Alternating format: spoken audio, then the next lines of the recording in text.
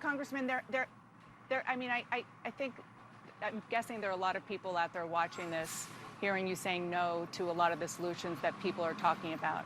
So what I think people want to know is, what is the solution? What would you agree with? Because the way that the answers are coming out now, it's that nothing's going to change. And I don't think people here in this community and across the country want to hear that after their babies are being massacred by these guns.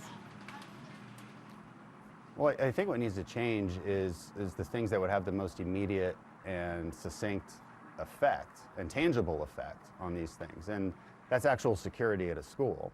So it's not as if Republicans have never proposed anything. Again, I went through some earlier, the Fix NICS Act, the 21st Century Fix NICS Act, which was a new proposal. You know, looking at the Stop Violence in Schools Act, that one actually put resources towards schools, towards school resource officers, increasing the penalties for straw buyers. Why not do both? Why are they mutually exclusive? Why can't you secure schools and other solutions that have to do with access to guns in a way that respects because the policy, the Second Amendment and its core and what it was criteria. intended as? Well, that's exactly the problem with it, because a lot of these policies that I think the Democrats often propose that are gun control policies, they do two things. One, they infringe on the rights of millions and millions of gun owners. And two, they probably wouldn't have the outcome that you're hoping for. So if you're not going to get the benefit that you want, but it's going to come at great cost, that generally means it's not a very good policy.